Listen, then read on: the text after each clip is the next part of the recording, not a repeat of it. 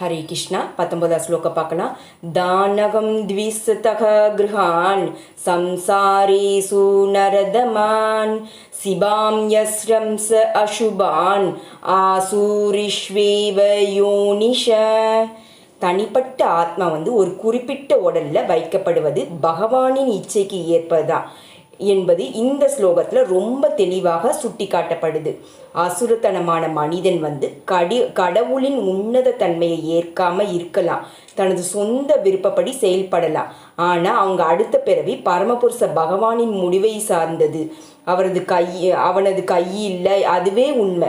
ஸ்ரீமத் பாகவதத்தின் 3வது ஸ்கந்தத்தில் ஒரு தனிப்பட்ட ஆத்மா தனது மரணத்திற்கு பிறகு உயர்ந்த சக்தியின் பார்வையில் கீழ் குறிப்பிட்ட தாயின் கருவில் வைக்கப்பட்டு அங்கே ஒரு குறிப்பிட்ட விதமான உடலை பெறுகிறாங்க என்று சொல்லப்படுது.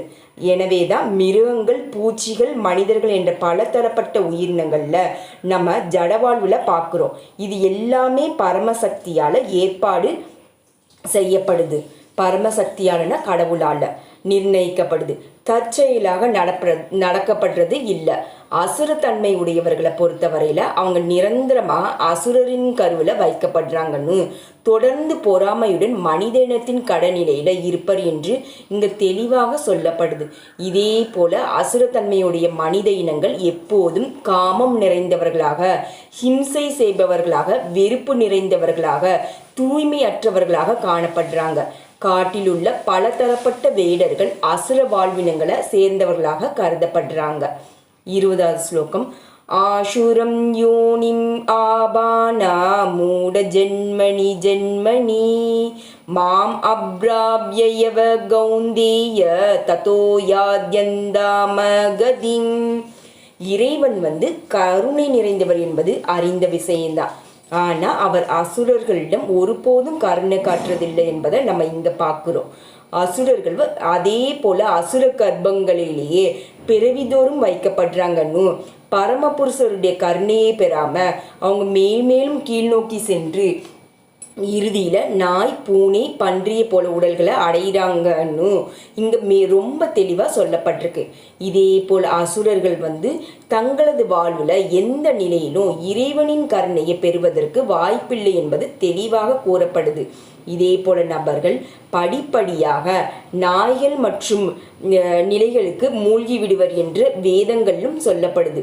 இதே போல அசுரர்களிடம் இறைவன் கருணை காட்டுவதில்லை என்பதனால கடவுள் கருணை வாய்ந்தவர் என்றும் யாரும் விளம்பரப்படுத்த கூடாது என்று வாதம் எழலாம். இந்த வினாவிற்கு விட கேள்விக்கு பதில் பரமபுருஷருக்கு யார் மீதும் வெறுப்பு கிடையாது என்பதை நம்ம வேதாந்த சூத்திரத்தில் பார்க்குறோம்.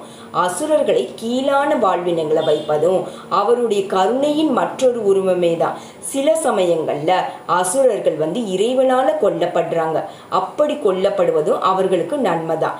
ஏன்னா முழுமுதற் கடவுளால் கொல்லப்படுபவர்கள் அனைவரும் முக்தி அடைகிறாங்க என்பதை நம்ம வேத இலக்கியங்களில் பார்க்குறோம். பல அசுரர்களின் வரலாற்றில் இதே போல சம்பவங்கள் நடந்திருக்கு. ராவணன், கம்சன் மற்றும் ஹிரண்யபக்ஷிபுவை கொல்வதற்காக இறைவனே பல்வேறு அவதாரங்களில் அவர்கள் முன்பு தோன்றினாங்க. இப்படி இறைவனால கொல்லப்படும் அளவிற்கு அசுரர்கள் அதிர்ஷ்டம் பெற்றிருந்தால் அவரது கருணை அவர்களுக்கும் காட்டப்படுது. ஹரே கிருஷ்ண ஹரே கிருஷ்ண கிருஷ்ண கிருஷ்ண ஹரே ஹரே ஹரே ராம ராம ராம ஹரே ஹரே. ஹரே கிருஷ்ணா.